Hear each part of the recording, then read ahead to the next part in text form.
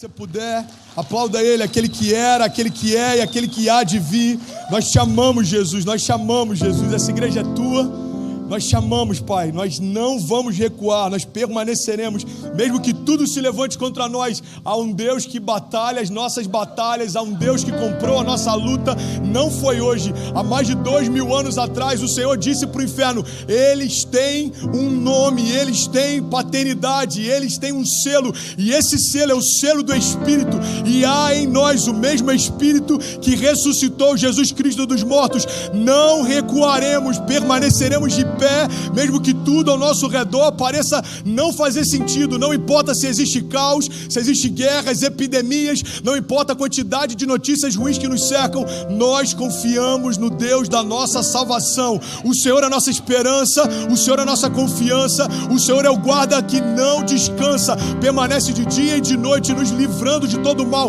Os nossos filhos não tropeçam em pedra alguma, porque o Senhor dá ordem aos seus anjos a nosso respeito. Pai, nós te amamos, Jesus, e nós declaramos: seja feita a tua vontade, assim na terra como já é feita no céu, em nome de Jesus.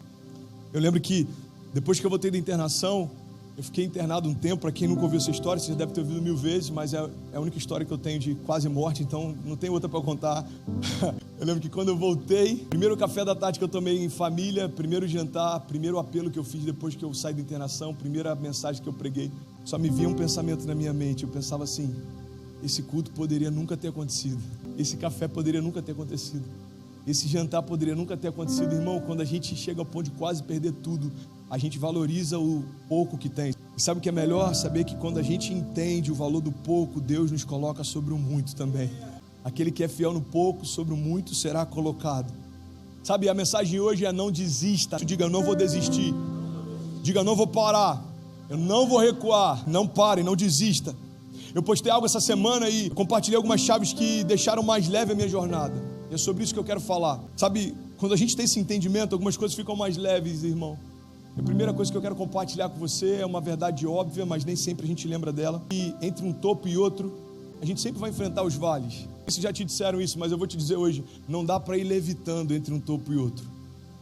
E é por isso que em alguns momentos que a gente vive, parece que está tudo indo bem, e aí do nada, parece que algumas coisas saíram de lugar. Irmão, deixa eu te falar uma coisa: quando a gente está firmado em Deus, a gente tem uma segurança. Pode tudo parecer estar fora de ordem, mas quando parece que está desmoronando, em Deus eu creio, só está se encaixando. Pastor, parece que tudo está fora de ordem. Fique em paz, irmão. Você não falou para Deus fazer a vontade dele?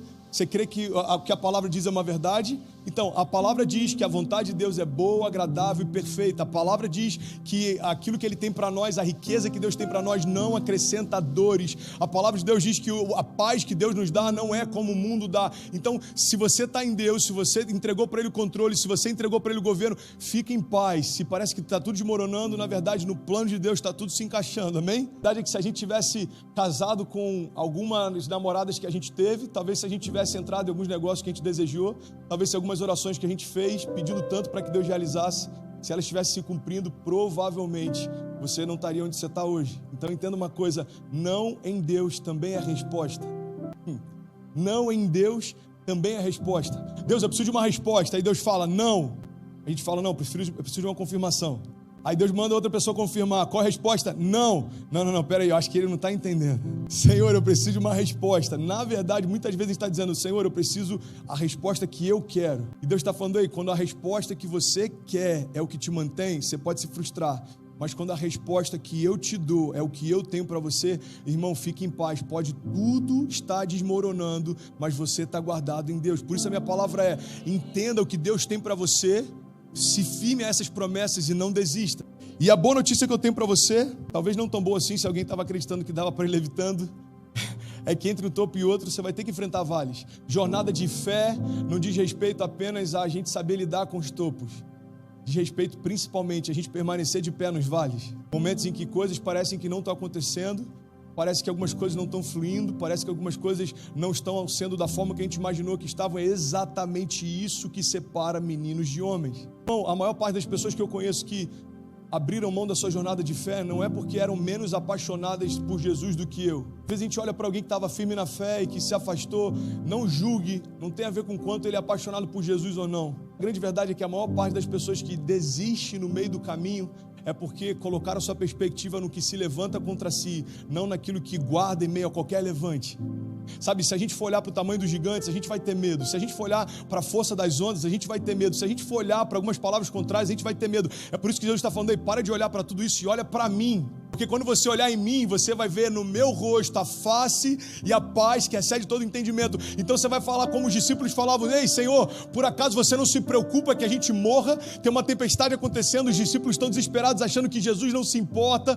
E Jesus, em outras palavras, estava dizendo exatamente assim, através do seu descanso: se eu estou descansando, significa que existe controle do meu Pai sobre todas as coisas.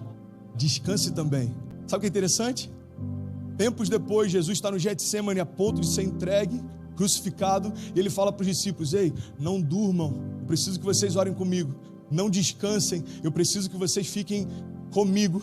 Eu estou sentindo uma angústia mortal. A Bíblia diz que dos poros de Jesus saía sangue. Ele estava com uma angústia porque estava próximo de se afastar do Pai pela primeira vez. Sabe o que a Bíblia relata? Jesus retorna e os discípulos estão dormindo. Então o que a gente aprende é que muitas vezes não tem a ver com Deus nos guardar ou não, tem a ver com a gente não discernir tempo de descanso e tempo de batalha. Tempo de descansar é olhar para Jesus, se Ele está dormindo, durma também.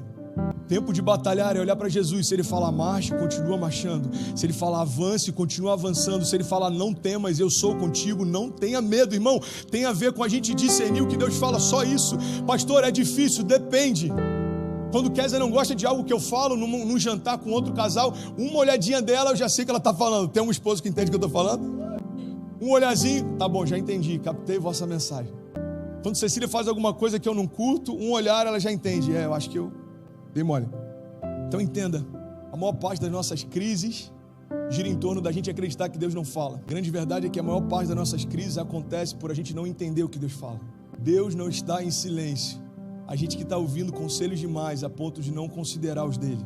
Deus não está em silêncio, irmão. A palavra de Deus diz algo que eu acho tão poderoso: se Ele nos deu o seu único filho, não nos dará também juntamente com Ele de graça todas as coisas? A palavra está dizendo: ei, irmão, Ele foi até o final por você, Ele deu o filho dele por você. Você tem dúvida que Ele também não deseja te dar tudo que você precisa e deseja? É sobre isso que eu quero pregar nessa noite. A verdade é, não atravessamos levitando. Para conquistar um novo topo, você vai ter que enfrentar novos vales, irmão. E a grande pergunta que me fazem muitas vezes é: pastor, eu aceitei Jesus, algumas coisas estão difíceis. Pastor, eu estou firme na igreja, algumas coisas estão desafiadoras. Por quê? Irmão, deixa eu te falar, porque a vida é assim. Nenhum herói da fé foi forjado no palácio. Na verdade, quando Davi, no tempo de guerra, deveria estar no campo de batalha, permanece no palácio, deseja uma mulher que não é sua e traz maldição para sua casa. Entenda isso em nome de Jesus, irmão.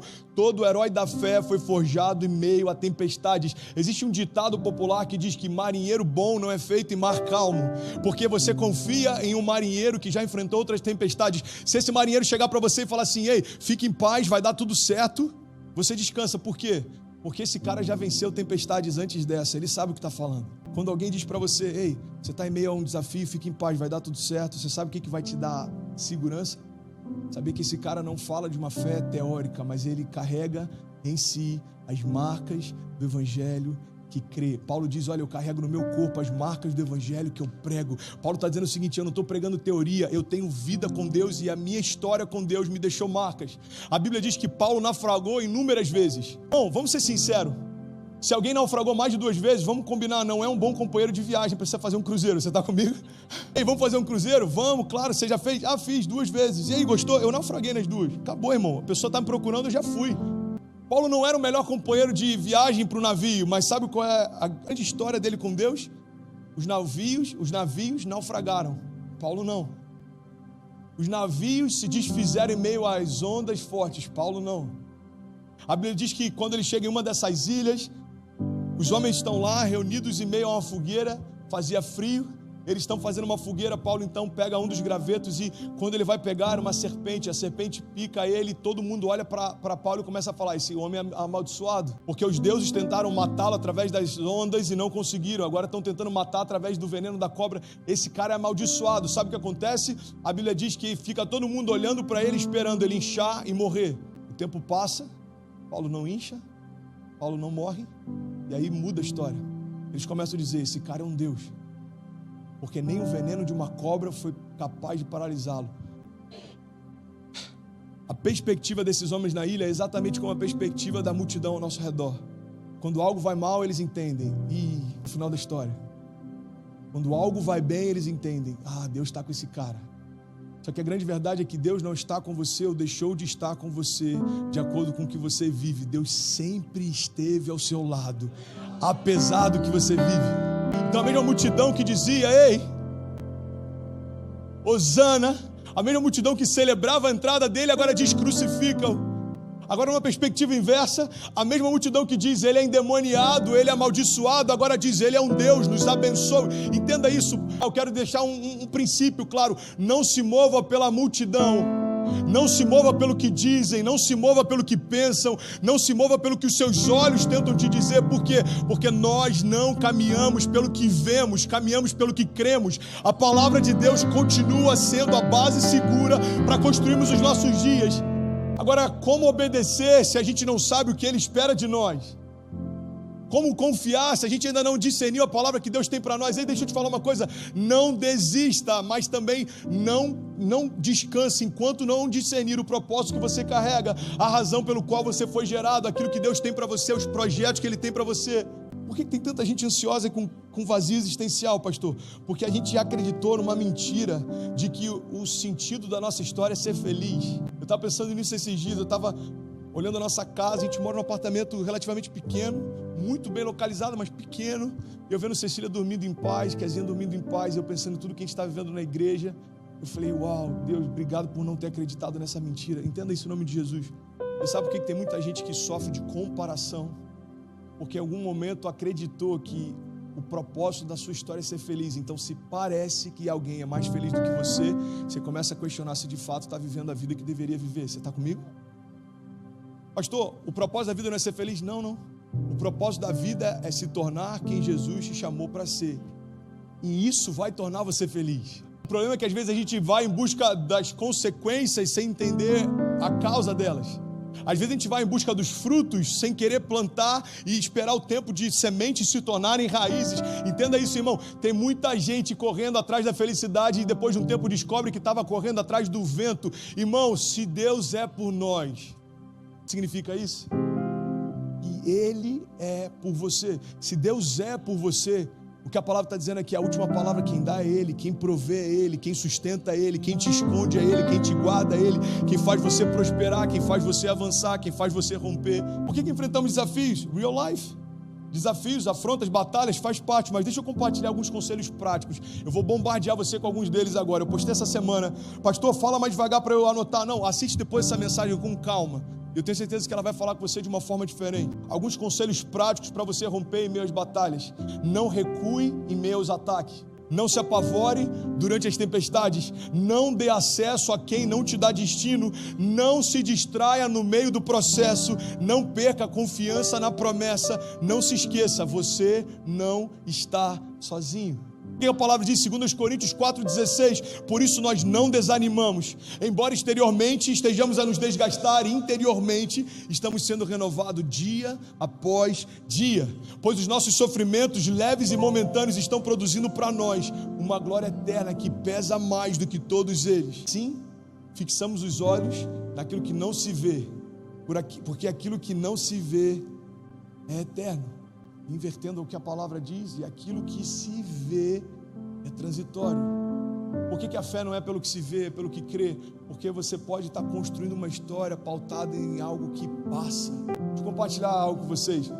Eu tenho tido a oportunidade de falar com pessoas que eu nunca imaginei, com atletas, pessoas que foram campeãs mundiais dentro das suas modalidades, com pessoas relevantes. Eu nunca imaginei, de vez em quando chega a mensagem, alguém fala, uau, a mensagem tocou esse cara nem sabe, mas me inspirou tanto, esse cara inspira tanto a minha geração. E sabe uma das coisas que eu tenho a oportunidade de falar? Irmão, se eu puder te dar um conselho, guarda o teu coração, porque tudo passa. Enfrentando uma luta, existem lutas que você achou que eram o final da tua história, você nem lembra delas. Faz sentido para alguém? Existem lutas que em algum momento você achou, esse aqui é o final da minha história, você nem lembra delas. Então Deus está falando, ei, não coloca um ponto final quando o autor da vida continua escrevendo. Não trata como definitivo aquilo que é temporário. É porque a gente é ansioso, irmão. Deixa eu te falar uma coisa: nem Deus foi ansioso para cumprir aquilo que precisava fazer através de Jesus. Se Deus fosse ansioso, desde o primeiro momento em que o homem pecou, ele já manifestaria a redenção, mas não foi assim que aconteceu. Você sabe por quê?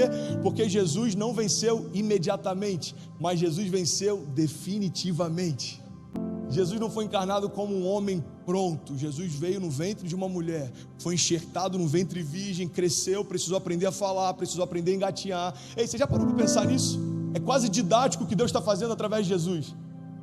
Jesus precisou ter tutores, Jesus tropeçou quando aprendia a caminhar. Irmão, o autor da vida precisou aprender a andar. O que Deus está dizendo é o seguinte: ei, existe um processo para o cumprimento de toda a promessa. Jesus, quando chega no tempo certo, a própria mãe de Jesus tentou antecipar. Se dependesse de Maria, Jesus teria começado talvez na adolescência o seu ministério. Se dependesse de Pedro, a cruz não teria se manifestado até hoje. Me chama a atenção, Maria fala: ei, filho, vamos lá, vamos começar. Eu fico imaginando, Maria já devia estar assim: eu carrego no meu ventre o verbo da vida. Uau, eu estou ansiosa para ver milagres. E Jesus imagina, eu estou viajando aqui, ok? Deixa eu te levar para um lugar. 15 anos de idade, um homem coxo, Jesus voltando lá da escola, ou seja, de onde ele está voltando. E Maria: filho, vai, ninguém está vendo, rapidinho.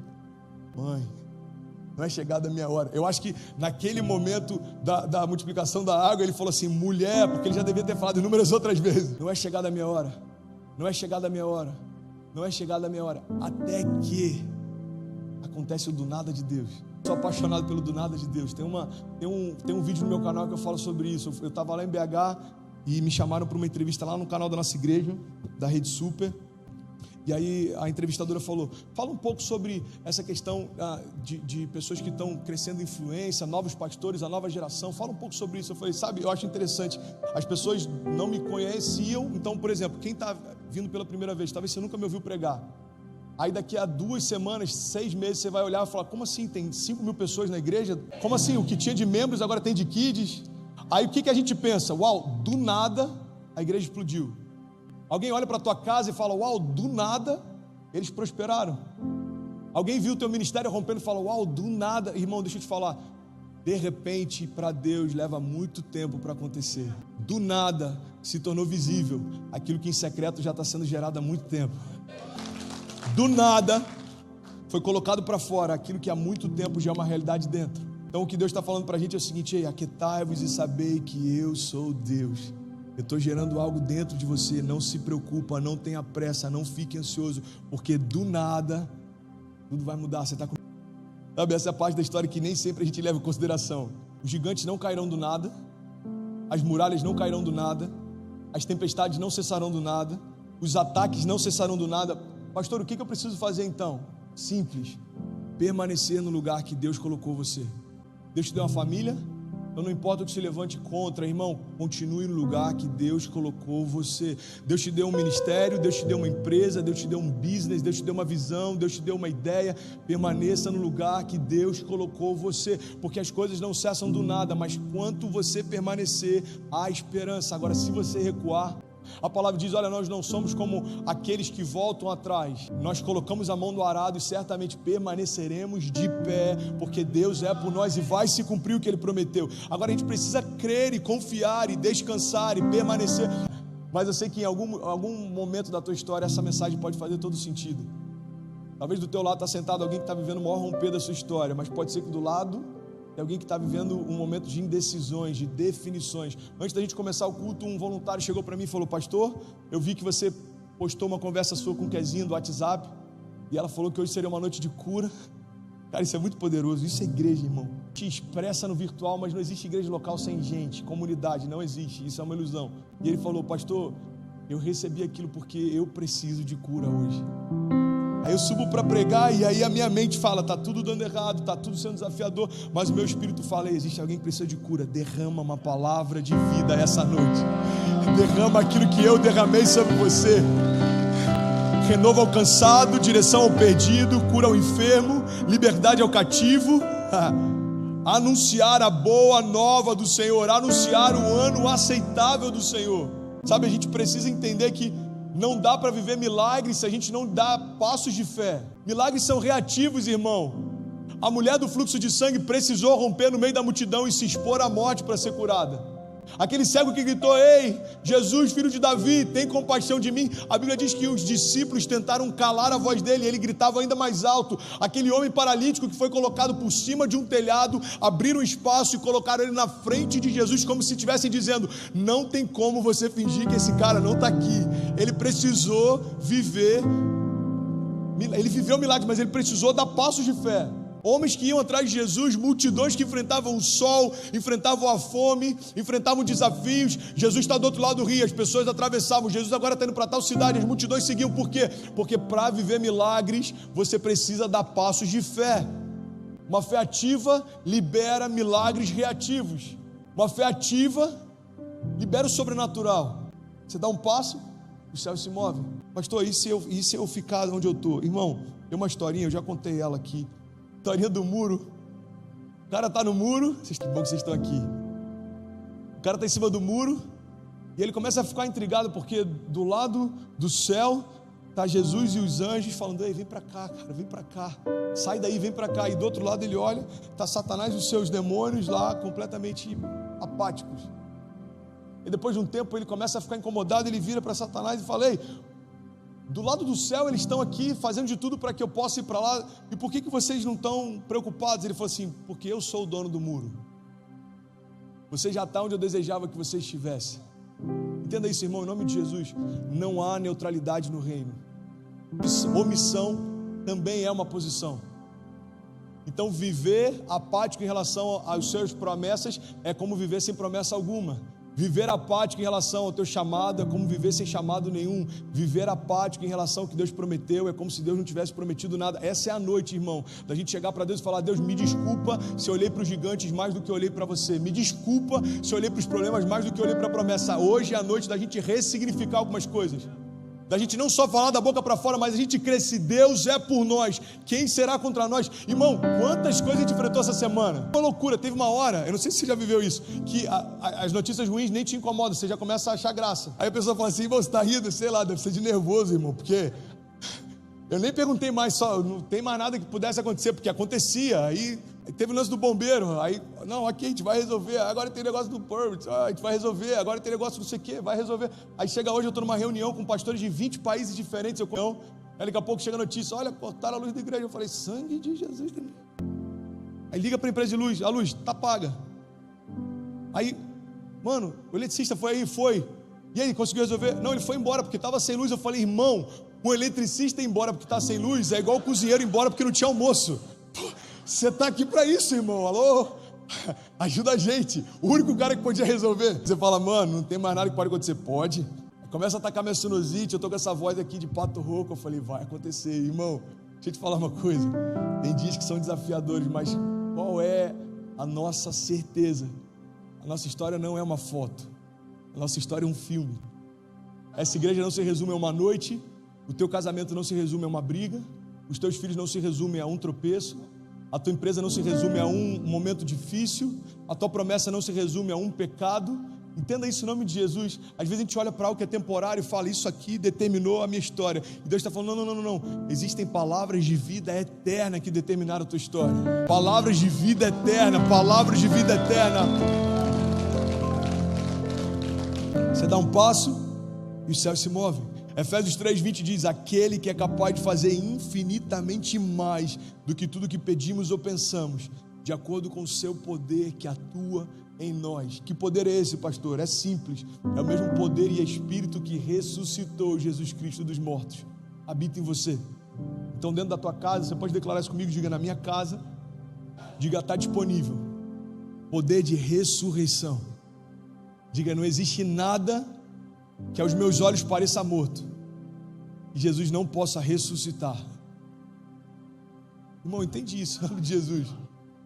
Isso é libertador. Parece um pouco forte, a gente precisa entender essa realidade. O inferno odeia você, o inferno odeia sua família, o inferno odeia suas promessas. Então o que ele sempre vai tentar fazer? Parar você, destruir sua família e fazer você desacreditar nas suas promessas. Tudo aquilo que ele se empenha está diretamente ligado àquilo que ele odeia. Cara, isso é muito forte. tudo aquilo que o inferno se empenha está diretamente ligado ao que ele odeia. Agora sabe qual é a boa notícia? Tudo aquilo que os céus se empenham está diretamente ligado àquilo que Deus ama. Deus ama você. É por isso que nada foi capaz de separar você dele. Deus ama seus filhos. É por isso que nada foi capaz de separar seus filhos dele. Deus ama a tua família. É por isso que nada. Romanos 8, a gente declara isso tantas vezes. Nem a morte, nem a vida, nem anjos, nem principados, nem o presente, nem o porvir, nem a altura, nem profundidade, nem qualquer outra coisa na criação foi capaz de nos separar do amor de Deus que está em Cristo Jesus. Sabe as promessas que você carrega, a família que você tem, quem você é. Eu tenho uma palavra para você e não tenha medo. Não tenha medo. Josué 1,9, não fui eu que lhe ordenei. Seja forte e corajoso. Não se apavore nem desanime, pois o Senhor, o seu Deus, estará com você por onde você andar. Então no meio da reunião lá, recebendo as notícias, cara, teve o lance da luz, teve isso, teve aquilo. Aí do nada alguém me manda mensagem. Do nada alguém manda mensagem. É muito bom, gente, é muito bom você caminhar ao lado de pessoas apaixonadas por Jesus também. Você é novo na fé, entenda isso. O evangelho é perfeito para pessoas imperfeitas.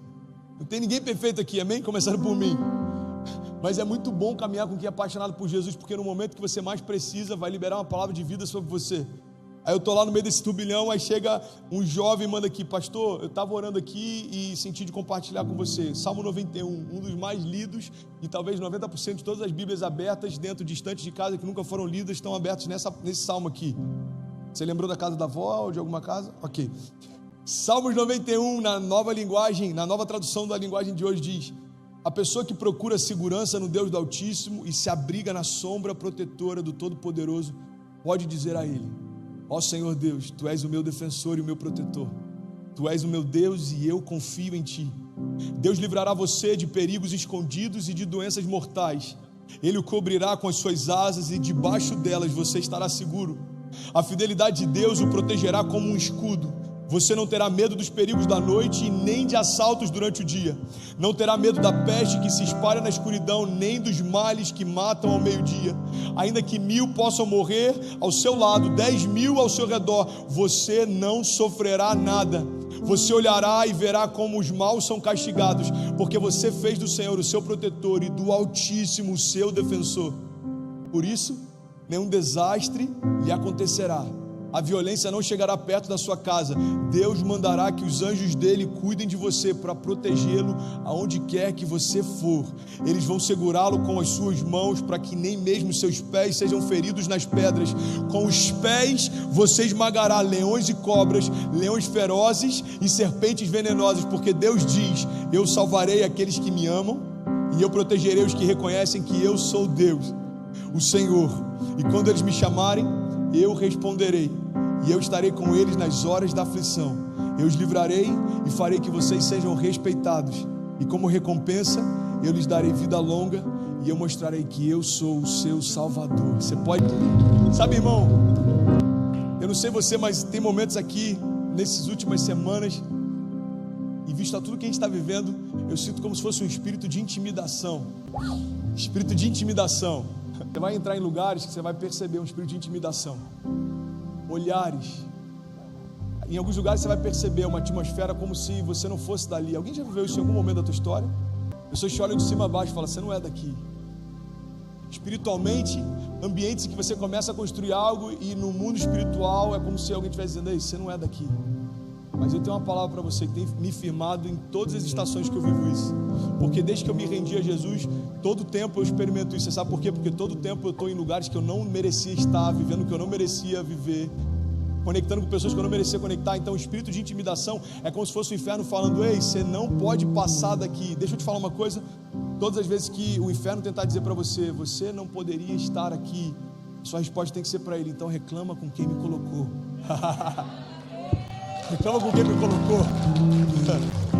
Daniel no meio da Babilônia, exercendo o governo: não adorarei outro Deus que não for o Deus vivo. Ei, você vai para a fornalha. Ei, os heróis da fé, vocês vão ser colocados em covas de leões. Ei, você está se sentindo incomodado porque eu estou aqui? Reclama com quem me colocou. José governava dentro do cativeiro, irmão. Daniel influenciava dentro da Babilônia. Paulo falava diante do governador, e o que Deus está falando para nós é: ei, o que é Miami, ou o que são as nações, diante do Deus que pode todas as coisas? A palavra de Deus diz: ei, me pede e eu te darei as nações por herança. Sabe o que eu quero liberar sobre você nessa noite? A gente está finalizando aqui, é que não importa aquilo que vem contra você, existe um Deus que criou todas as coisas ao teu redor, antes de qualquer desafio que você tenha existir. Então entenda isso: se Deus chegou antes do caos, dá uma ordem para o caos e diz para ele: ei, você chegou atrasado. Já existe uma palavra de Deus que chegou primeiro na minha história, e essa palavra é: Deus é o meu refúgio e fortaleza, Deus é o socorro presente na hora da angústia, Deus é aquele que guarda a minha entrada e a minha saída, Deus é a minha justiça, Deus é a minha esperança, Deus é o princípio e o fim. A minha história não havia começado e ele já era. A minha história na terra vai terminar e ele continua sendo. Mas a boa notícia é que para aqueles que esperam no Senhor, existe renovo disponível hoje. Fique de